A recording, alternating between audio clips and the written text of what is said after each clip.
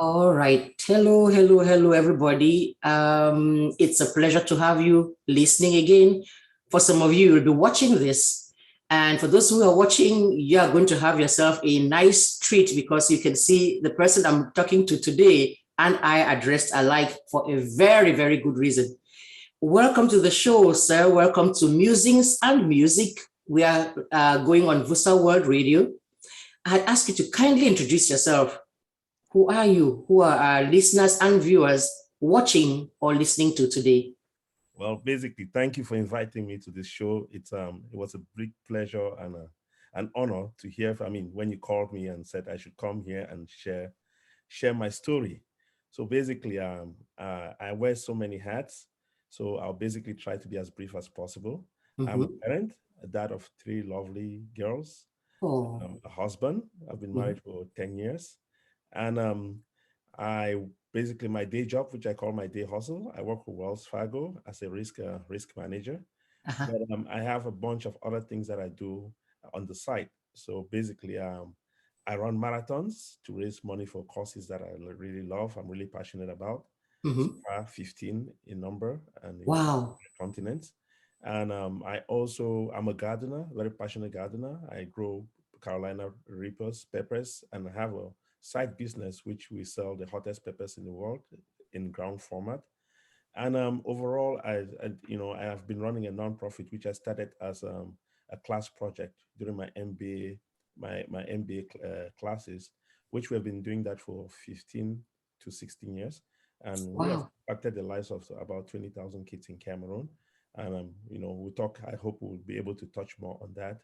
Then overall, I love to hang out. That is a lot right there. I'm listening to one thing after the other, and I thought my life was a busy one. That's nothing compared to what I just heard. Yeah. And you know what? I am not the best at all the screen sharing stuff and things, but I'm going to go ahead. You said you were honored, you felt honored that I was contacting you. I think the honor is all mine. The pleasure and privilege are all mine. But I'd like our listeners and maybe viewers, when they get to see this, to see what it is, the clip that I saw that got me to contact you. And I'm going to do my best to share this screen right here. School's been out for a bit, so my screen sharing competencies are down to zero. But I'm going to see if I can share that screen so we can see, we can all watch that video. And let me go here. Think I found it. There it is. Do you see it? Yes. Okay, there it is. News just in. On October the 3rd, 2021, AFOWIRI Fondzenyuy, also known as Kitz, will attempt a Guinness World Record challenge by running the Virgin London Marathon in Togo. Togo is a traditional attire worn by people from the northwest region of Cameroon. His goal is to raise $5,000 to fund autism research and to offer resources and scholarships to individuals diagnosed with autism through a national non-profit organization called the Organization for Autism Research. In 2018, he successfully raised $3,000 for the Berlin Marathon campaign. And now, with 1 in every 160 children in the world being diagnosed with autism, he needs your help again. Kitz wants to raise awareness that autism is not a disease, nor an illness. It's a fundamental aspect of your identity. People with autism can achieve true greatness. Just look at Einstein, Steve Jobs, Mozart, Michelangelo, Sir Isaac Newton, or Charles Darwin. The Togo Challenge is also to create awareness of the internally displaced children in the northwest and southwest regions in Cameroon. If you'd like to support Kitz and help raise both money and awareness for autism, please click on the link in the video description. Thank you. Wow. You see, I don't know who in my position would have seen that or heard that and not done anything about it. Well, thank you. So I'm already going ahead to say, I will go put my own little bit there. I'll get the links and the information from you later on and put that in there. But I was blown away for so many reasons and on so many levels. Yeah. I'm a teacher, like you know, and so we are trying to do this integration in schools to see how we can integrate kids with special needs. That's the official term for them, into our classes, into mainstream classes and things. And it's been a challenge, mainly because we don't understand what's even really going on. I will confess, you are much younger than I am. I'm telling you frankly, in all of my life living in Cameroon, I never heard the word autism, autistic, till I came to this country. And even when I came to this country, it took a while before I actually heard the terms. I would see a kid from time to time who didn't look normal, that's the key word. I would hear one that would just maybe act a little different. And we're all puzzled. And you know that many of these things come from being ignorance can be the cause of a lot of things, issues. People don't understand something. They attribute very funny things to it, react differently. So I'm hoping that in the time that we do have, because I know you're a busy man, for you to help us walk us through. First of all, let me ask you a direct question. Why did you pick this course, autism? Let's answer this stuff. Why did you pick this Basically, I have a child who is in the spectrum, who is very high functional, but it took a while for us to realize that, you know, we needed to get her diagnosed. And as every parent, you know, she's our first daughter. As every parent, you always know that your child is special. You're always in denial.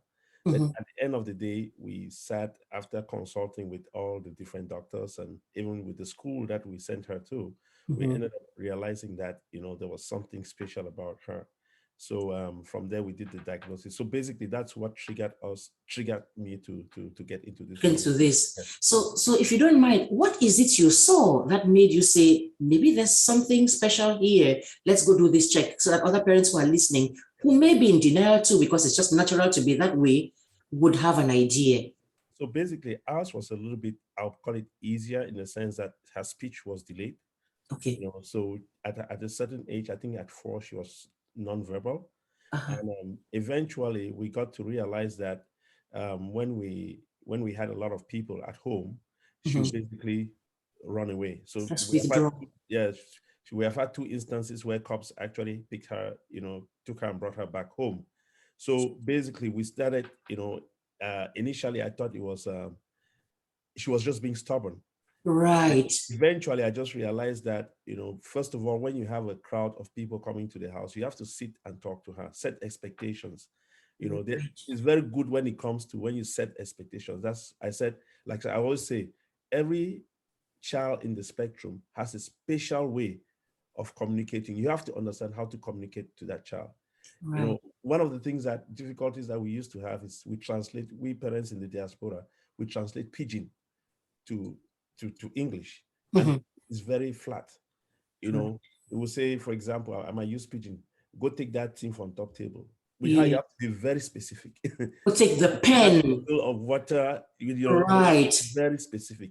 And trust me, once you figure that out, everything just becomes very normal. You know. Yeah. In fact, that is even going to be a good thing for some of us to learn to express ourselves better. To other people, you are very right. That this thing. What do you mean that this thing will begin you? That this thing will begin you. That's a wide range of these things. No, imagine. Be very special. Yeah. And even create a schedule. Like she has a schedule. She's the most organized, you know, of my kids. She gets up in the morning. She knows that she gets up. She has to make up her bed, get herself ready, she puts her breakfast. You know, once you get her schedule in place, put a routine down for her. Very, very structured. Then the other thing that, you know, I'll plead to parents is that early intervention is very important. And if you have any signs, if you have, you know, your child throwing tantrums, nonverbal, because sometimes when they get to the age of 3, you might not realize it, but stop being in denial. Talk to your doctor, you know, stop being in denial. Just go in there, check your child. If everything is normal, it's fine for you. But if your child is special, right, it's better for you to go out there and actually seek intervention. And you see, right. We categorize all of what you've said there as strong head. Yeah. You get your cane out and whip the kid. You pull the ears, pull the cheek. So it already helps that we should know that there's this possibility there. So don't just conclude the kid is being stubborn and that kind of a thing. Look into it. And that denial you've mentioned there. So, and then you could be even, not you, necessarily the parents, we are all aunties and uncles and people. If you notice that in the child, maybe you want to come gently, of course, nicely to the parent and say, have you thought of looking into this? Maybe this is what's going on. And so I'll go a step further now. Those of us, the population, those of us, those aunties and uncles who make up the community, what is it that we can do? I'll go to teachers later on, but I mean us, the community. What is it that we can do to help? So basically, a friend of mine actually came up with, we have a panel that we meet like every quarter, and we invite parents, it's very open. We try to educate parents and educate everybody. We have different people from, we have parents, specialists, doctors. They come out there and actually share what parents can do. But for me, or what the community can actually do, is that, first of all, don't judge. When you see a mother who has a child who is in the spectrum, and the child comes to a party, that child is our child. It's not just her child. If something happens to that child, it's all our responsibility. Right. So I've been in a situation where I've been in a party, and a kid who is in the spectrum was actually going out of the hall. And I just realized it instinctively and went and caught the child. The child was going towards the road, but guys were standing there just chilling. Just looking. So I then realized that, oh, there's something about our community that we don't really know. So there's education, and that's why this particular organization that I'm running to raise money, to raise money for them, they basically offer resources. You go to their website, they have resources for parents, resources for teachers, resources for even the general population. And they do a lot of research. If it means that they have to come out there and talk to the community, they have a lot of specialists, students who do a lot of research on autism. So I mean, it's an organization that they pretty much cover a lot in terms of autism. So it's up to us to make that effort. Yes. They are part of our community, they're part of our society, just like any other child. So we need to make that effort, go out there and seek to find out, then you'd be aware, so that we're not one of those who stands there and watches. Because I don't think those people were mean as such. They just went away. It just went right over. Okay, so Peking just the pass. Yeah. And so there's one small thing I wanted to add. If you have a mom who comes to a party and has a kid, has a kid in the spectrum, if you can offer help just to take the kid away from the mom for a little bit, that mom has been going through a lot during the week, and she just needs to sit down and relax. She sometimes she's beat up and sitting there and having to take care, watching the kid. If the community can do that, let her know that, okay, fine, go and enjoy, go hang out with your friends. That's a lot of help already. And then there's the stigma part. Yeah. There's the stigma part, which comes sometimes from ignorance, or sometimes just from that you're just not the most. Let me use it, sorry, the nicest of persons. Because I've heard of cases where there's a party, they invite kids to that party and don't invite that one. Because, okay, who wants to go through all of that? It will spoil your party. Or others I've had cases of somebody with a special needs child who said the person even had the nerve to invite the other siblings of that child and not that one. That's what you can do. That's the worst thing you can do to a family. Right. All the kids work together. These kids are special. I mean, it's not as if there's something crazy about, as they'll say crazy. These kids are special. They end up, I have a colleague at work who is in the spectrum, special needs. But when it comes to policy, there's nobody I've ever seen who knows policy as much as that guy. That's his niche. And I was going to ask, that video, it mentioned all those names of all those people. Are you saying, like, it mentioned Steve Jobs, it mentioned, were all those people in the spectrum too? They're all in the spectrum.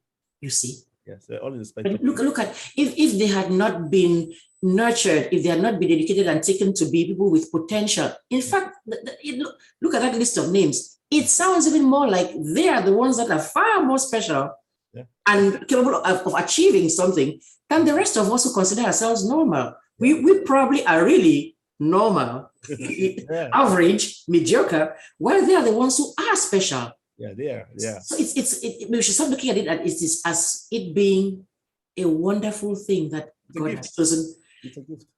Yeah. that God has chosen. And because you see, the parents, when they get frustrated, I've spoken to some, they're like, I'm at my wit's end. What kind of bad luck is this? And I'm going, hey, it's a gift. yes. And one thing I'll try to advise parents is that you have to sacrifice.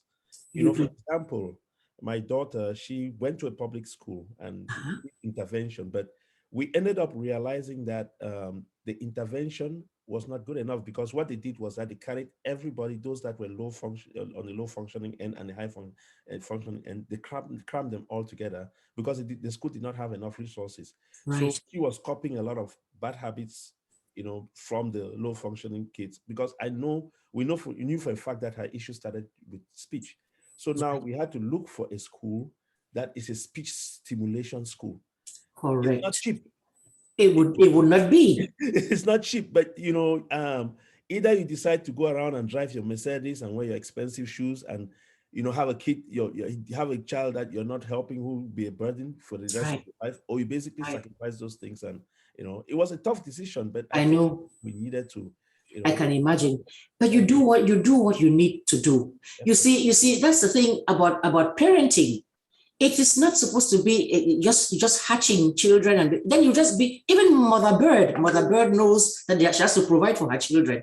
And so yes, it is your duty as a parent and an obligation as a parent to make sure that that child gets to achieve the fullest potential, that all of your children, special or not, get to achieve. So it's a lot of sacrificing. That I had a different show and I don't want to go back to that one, but that's what I was saying about even myself coming here and saying, I don't think I can do this career that I was thinking about doing. I will go into teaching because I think this is what is going to work best for my kids at this point in time. And later on, I can go and do whatever it is that I will be doing, like having a show that came from nowhere. At the time when I came here, what show? I mean, I was home there with the kids and following along and making sure that you give them a strong, strong foundation. And as you said, it's a sacrifice as a parent, the cost. But it is priceless. Those are the things you cannot put a price on. Finding her the special, what she really needs, because even at that level, it is extra. But let people not sit down there and say, I don't have a special needs kid. You still are supposed to make a sacrifice and look at each individual child. You would find their strengths and you uphold those. You'd find their weaknesses, and you help to push to fix those. So it's a message to all of us, not only parents with special needs children. It's a message to all of us as parents. You need to do the best you can. The other thing is that within I'll hit it within the Cameroonian community, it's become very prevalent. You have like in Charlotte here, right, where I live. I mean, I think, you know, we have a group of families that we pretty much, you know, we found ourselves in the same situation, and we have a very support system, and it's not something that somebody can say, I don't have a child that, you know, because I don't have a child who is special need, I'm not involved. You have a cousin, you have an auntie, you have somebody, a friend. So we are all into this, and we're in this together. Trust me, we are in this together. And even if the funny thing about life is you're sitting there saying, okay, no, what's in concern me? You're not really in the thing. Okay. You don't have your own self biologically, and nobody in your immediate entourage, which I'd be very surprised if that's the case, because as you've said, it is prevalent in our community. But you have your children. They're going to get married, have children. Yeah. Now you didn't have a child, but you have a grandchild now. Yeah. Then your eyes will pop open then. Yeah. Don't wait for the pop open time. Yeah. See it, understand it, learn it, and as you say, we're all in this together. But you pointed out something I was going to ask. And I guess that's why you're doing all of this fundraising for all of the research. What is going on? Why do you know why? What are they saying about why the incidence is much higher now? Because it's a Cameroonian community. I can name off the top of my head 10 before I catch my breath. Yeah. Families that have children that way. What is going on? That's a very good question that I've been asking, and I've not had an answer yet. You know, I've asked doctors and everything, but the only answer I got was that they're still doing research. Right. And I think for us Cameroonians, in my personal opinion, I think we have not created enough sample population for research money to come in. And that is why we have to raise money towards this cause, because now we can have a voice, because we can give data enough data to say, okay, fine. Could you guys, the Organization for Autism Research, can you guys please help us research into this? And, from there, we are making an impact to get into the root cause of all these issues. I cannot begin to tell you how proud I am of what you're doing. Thank you. You see, we think things will just happen. Or you see some other country that has made some laws and some rules and things. They did not just wake up one morning and make those rules and laws. Somebody said, excuse me, I have noticed this, I've seen this, and then put it on paper, quantified it, got the data and got the research that somebody can see and say, oh, this is an issue, let us get it done. That is something I would say all of us Africans, my own self included, tend to think that those things are automatic. We don't realize that somebody sets things in motion, then it gets done. Look at what we call Amber Alert. That Amber was a real child. Okay. The person made noise about it and said, see, my child was kidnapped, went to Congress and testified. They made it a law. You see, they call things, you hear diseases, which this one is not, you already pointed out, this is not a disease. That's somebody's being. But for other diseases, you hear them call them Alzheimer's, Hodgkin's. Those are names of people who had a say or had a part to play in the whole thing. Nobody will just get up in some United Nations place, in some WHO place and say, I just love Cameroon. Here's some few billions to go use. You would have to show them data. And so if we're sitting there hiding our own children who have special needs, as opposed to saying this is the thing and let us have numbers that will actually help the case, I guess it's going to be difficult. I so hear where you're coming from, and I so applaud you for taking this position, which will help the rest of us get up from our behinds and do whatever it is that we can do to help. You are the one doing the running. I had Berlin. I'm like, what? I had Berlin and you're off to London. Yeah. So I think the least we can do who are sitting in our chairs here and just eating our fufu is at least to go donate something. Yeah. And you are going to do the running in a Togo of all things. Yes. That is just so special. That is just so special. So when is this race coming up again? It's coming up on the 3rd of October on a Sunday. 3rd of October, that's a Sunday. So everybody please mark your calendars. Are we going to be able to watch it? Because even if we're not, they want to be able to chair. I don't know whether they'll be able to give like a live feed. Uh-huh. I have to find out about that. Right. So, I mean, the whole thing about running in a Togo is basically, we have internally displaced children, which Right. education is something I'm very passionate about. They've been out of school for 4 or 5 years now. Right. And, just decided to get a Togo, which was actually made by one of them, just to run out and say, this is, please, guys, hey, let's sit together and get these kids back to school. So Really? Yeah. Really, because I did a drive here for some kids in Fiango in Kumba there, same problem. IDP kids, this girl, pastor's wife, Caroline Tambet, she started teaching a few of them in her living room, and then got some teachers together and was paying them out of her own paycheck. I mean, we are all passionate about education. So those are two very important courses that you mentioned there. So now just tell us, so autism for research, so we can get a grip on this thing, know what might be causing it, what might be behind it, and try to figure it out. And then the education of the IDP kids. Now tell us how we can do how do we donate? All right, for the autism research, I'm going to send you a link. We have a link that goes directly to the Organization for Autism Research. Okay. And the goal is basically to raise $5,000 before October 3rd. And, you can click on the link and, donate whatever amount of money you really want to donate. And so just tell us the name of that so that we want to make sure we're donating it in your name pretty much. Do you know it off the top of your head? I have a link. I have a link that when you click on it goes to my page. Okay. And I'll be sure to share that with the public and even on a flyer or something. Mm-hmm. I have the link. Once you click on it, it goes on my page and it gives you like a story and, everything that you need to know. And Okay. so far we have raised about a quarter, 25% of the funds.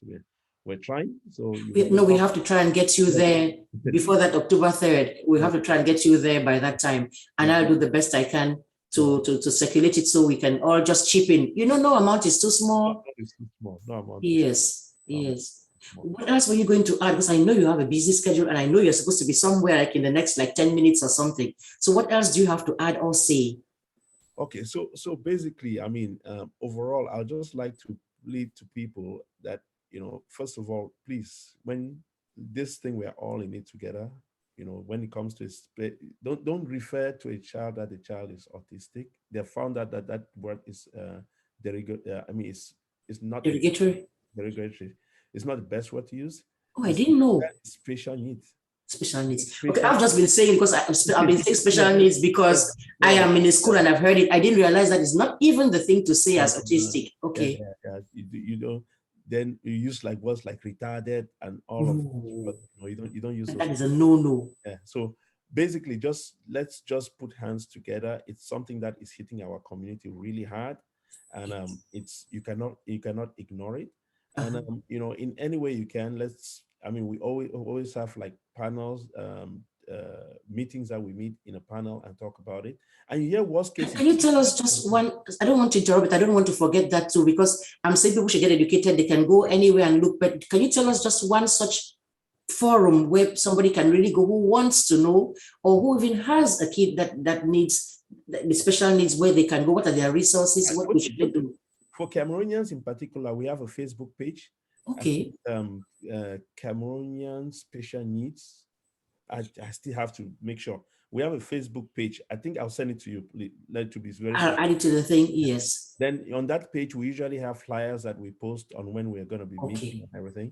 And it's very important to attend those meetings, because you hear people who have children who are older. You hear people who have children who are younger. Worst case, I mean, it's more of therapy. You get a lot of advice from that forum. Then in terms of overall, I mean, we should put our heads together and don't forget about these children. They're all our children. And one thing I would like to tell parents with special needs kids is that always try to find out what they are good in, what they really know, what's their specialty. And once you figure that out, you've figured out 98% of your problem. Focus on that. I'm telling you, if they want to become a chef, they'll be the best chef in the entire world. If they want to be a computer wizard, they'll be a best computer. Honestly, just figure out what they really, really, really like and what they are good at. And that's a good, perfect, fantastic advice. Yeah. So just think about it as these children that are sent to us. God gives us all our children, special or not special. And I have always said my philosophy is that they have been entrusted into our care with all the gifts that they've got. And it's our job as parents to find that and make that child reach that potential. Or we're going to answer to him, because he says, I sent you a kid who was supposed to be a Steve Jobs, and you put them there in the back of the kitchen there and hit them. If you're going to have to, that's why I look at it, so not to scare anybody or threaten anybody that, okay, you're not doing it, but we owe it to them. Imagine a little Einstein sitting there, a little Da Vinci sitting in your home, and you've decided that they are retarded. And then who's going to know better than you, the parent, to sit and find out, take the time. It takes time. You can't go doing all the Dombolo parties and not stay home enough to see what that child is good at, and then do what you did. Yeah. Take them to the place where they need, where somebody is there specialized to take care of them and give them the best possible, all the tools they need to be successful. Yeah, and do a lot of research. Talk to people. The Organization for Autism Research, you can call them. They will help you out. Do a lot of research, and parents, be very patient. What my daughter has taught me is, it's beyond anything any school would have taught me. Be very patient. They're very loving kids. Once you're patient, you understand their communication, you understand them, or you realize that it will respond. Oh my God, it's something that you realize that it's a gift that was really given to you. Right. So much love in them to exercise, but just out of frustration, imagine you yourself having so much information in you and you cannot express it. You start throwing, you get frustrated. But right. If you can help them to calm down, find them the resources to be able to get that voice out into the world, that would be the best thing you can do for them. You know what you just said there? I believe, especially since you had your own daughter first, that what she has taught you should even help you be an excellent parent to her siblings. Exactly. Because that is awesome to hear. Yeah. It's awesome to hear. And I thank you for I will push this as much as I can push it. Thank you. And you're just a shining example, you and your dear wife, Alice, Thank you. for this. And we will do the best we can. I can pledge on the rest of us, let us try our best. If these parents are going through this, imagine we have quote unquote normal kids and we get frustrated with them too. And then imagine somebody who has special needs, who has to go an extra mile. They do need a support system, not only of specialists, but of the rest of us, because those children are going to have to live in a community beyond the community of those who've gotten together for this particular reason. So may we not be guilty of being one of those who sits back and doesn't do what they can to help, either by going to contribute and help for this research, or just being nice to the parents of those who have these children, going to sit there and babysit so they can go out and get a night out. They too, they're a couple. Exactly. They don't get to go out as often as you do, and then don't get to bond, because I can tell you, this issue has caused rifts and wedges in families. It has broken couples apart, broken families apart, instead of bringing them closer together so they can parent together for the betterment, for the good of these kids. So let us not be in the society where we see that a couple has split, and then you should ask yourself, in that case, could I have done something then? Could I have been there for them and make this mother less stressed and make this dad less frustrated? So that's usually part of the denial process. And you start pointing fingers, this one common for your side, a common for my side. You start, that does not help the child. It's all about the child. Or we go grab and uncle a pie in the village, they say, now you send this thing. So now then you say, which don't cross water? The person sitting there in the and they go beat the poor man half to death and say he's the one responsible for this. No, we have to do better. We have to do better, and we can only try. And I can only thank you for being who you are to start with, and then for taking the time to come here. So I will let you go now, because I know you said you even had an appointment. You just did us a favor. I have to go train for the marathon, so that's why. Power to you. Yes, eat your concha and go there and kill it for us. Actually, find that link. We would be screaming here better than any Olympics. We will be screaming here and rooting for you. Oh, thank you so much. All right. God bless you. My love to your family. Give that a special girl a special hug, and then her siblings can get a regular hug. I will. She's all right. Around and trying to get my attention. So. Oh, okay. Then let me release you so you can go take care of her. All right. Thank you so much. You're very welcome. My pleasure. All right. Well. All right. God bless.